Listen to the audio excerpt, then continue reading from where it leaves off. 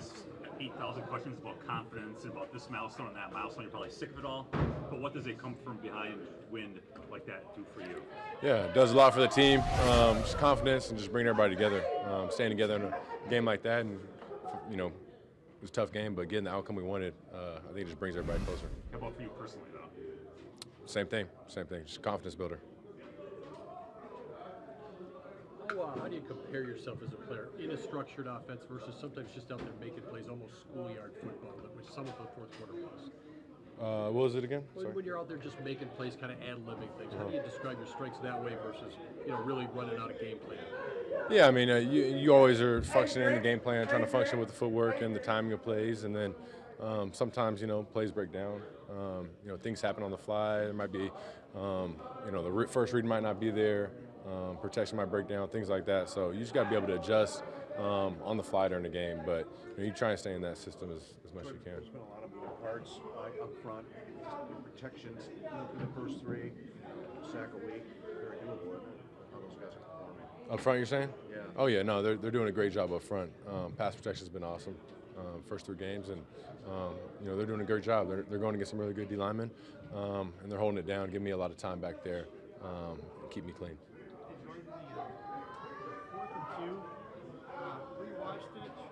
It looked like we might have taken 2 steps, not 3. Did you guys figure out what happened there? Yeah, it's just a miscommunication on both parts. He wasn't expecting the ball right away, and I was. So just not on the same page right there. So what do you like next time? What's the solution? Just communication. Just got to have better communication going into it on what we might be expecting, when he might be expecting the ball, things like that. So we just got to, something we got to clean up, just talk about prior to the game. Jordan, I think it was in camp you told us you like to visualize. Am I remembering that right? Mm-hmm. So visualize where you might be after 3 games or early on in the season. What did you see, and how does it compare to where you actually are? I mean, yeah, I envision us being 3-0 going into it. That's my mindset going into it, trying to win every game, and plan on winning every game. So 2-1, there's been a lot of things we've seen during the games that we can clean up, and a lot of good things. So it's just continue to grow and get better every week. Jordan, what would getting 33 back do for this offense? That would be huge. That'd be very, very good for our offense. He's a huge playmaker. And you saw week 1, just getting him the ball it ends up in a good play most of the time. So it's going to be huge just for everybody. Just help out. He's going to be a big playmaker for us, and probably just make the offense be a little bit more explosive when he's out there. Jordan, what's the challenge with the Thursday night game and the quick turnaround? And was there anything over the last 3 years you kind of learned from Aaron in terms of what required to kind of be ready for Thursday night? Yeah, I think it's a quick turnaround. It's a short week. I think the main thing is just everybody getting their body back. Make sure they're at 100% going into Thursday. And obviously, the focus has to just kind of amp up this week because we kind of have 2 days crammed into one right now. So you're not getting a lot of reps that you would during a normal week, and it's a lot more mental stuff. So just staying on point, staying focused throughout the week, and knowing that we're not going to get a lot of reps, you're not going to get a lot of practice reps seeing the defense. So you got to watch a little bit more film, and just do whatever you can to get yourself ready for Thursday. After Sunday, has Keyshawn been pressuring you for more routes or maybe a pass coming up here? Yeah, no, Keyshawn. I mean, I think he loved being out there on offense. We've had that plan and we're waiting to dial it up. But I think the more we can get him out there, the more tricks we can do with him. But he's an explosive playmaker as well, and it'll help to have him out there. Passive stuff too with him. But I think he's eager to get some more plays.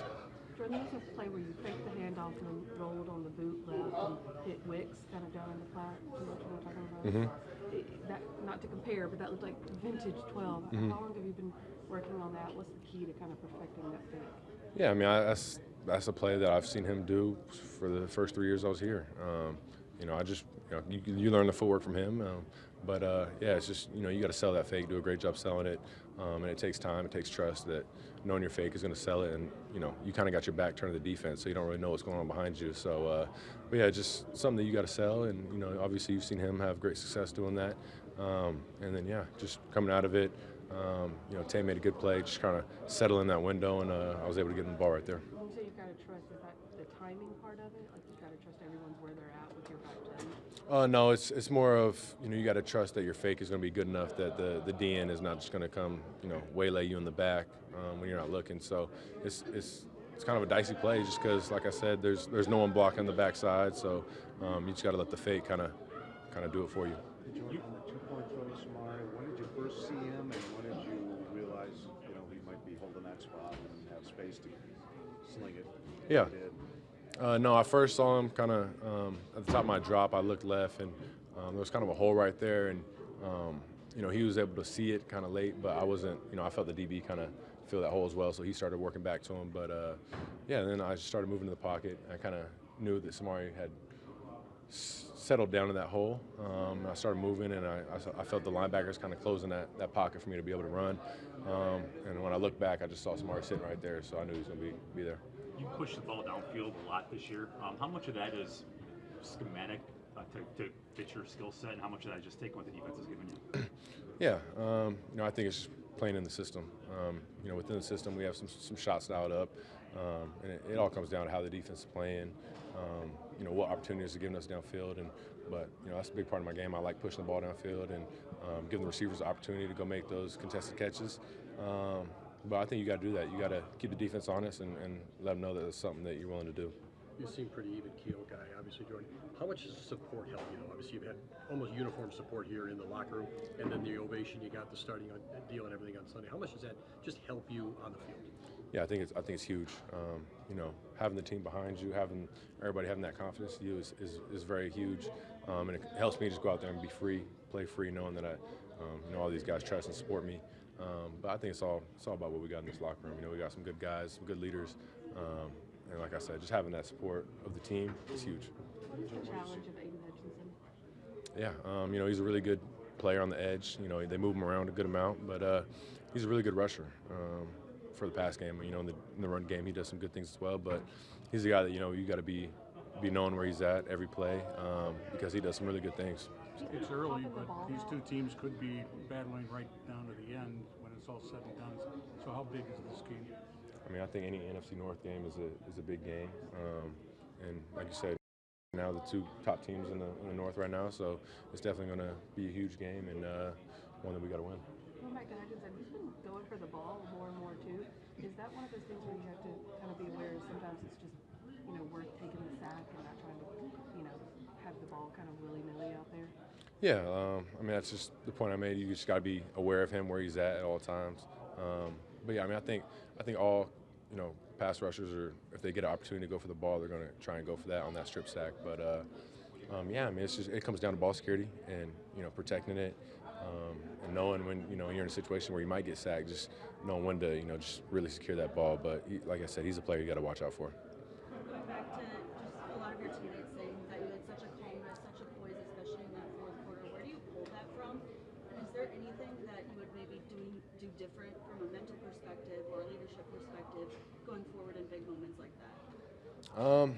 No, I'm not sure what I would do different. I think just continue to rally the guys, continue to get everybody going, get everybody on the same page, and just kind of lift everybody up. But no, I feel like you guys stay calm in those situations because if you're rattled and kind of flustered with how the game's going, it's just going to lead to maybe you missing some opportunities in the game and missing some reads and things like that. So I just try to stay as calm and poised and just go back to the fundamentals, lock into all the plays and my reads and things like that, and just keep going, keep taking one play at a time. Did you learn anything about yourself, in that, and then maybe in contrast to what happened in Atlanta?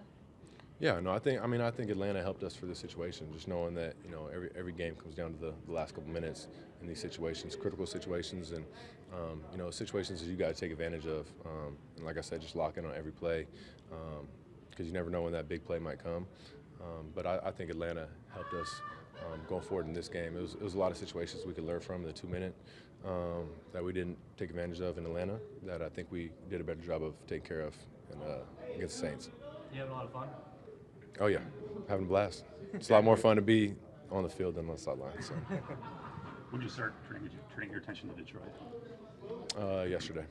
Okay, so you give yourself a little time to savor Sunday? Mm-hmm. Yeah. Yep.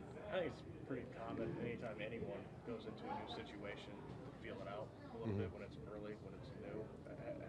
Are you still feeling like you're doing that, or have you gotten comfortable with where you're at? Has it become comfortable? Yeah, I feel personally for me, every time I go on the field, I get more and more comfortable. So I think every time I can get some more reps, I just kind of get more comfortable in seeing looks, and just feeling how the game's going. But I think I'm just focused on getting better and better every time I touch the field. You've seen a lot in 3 games. Mm-hmm. A game against your rival, the Bears, kind of collapse in the fourth quarter, and then a comeback in the fourth quarter. Are you still feel like you're reaching that comfortability, or has it settled down?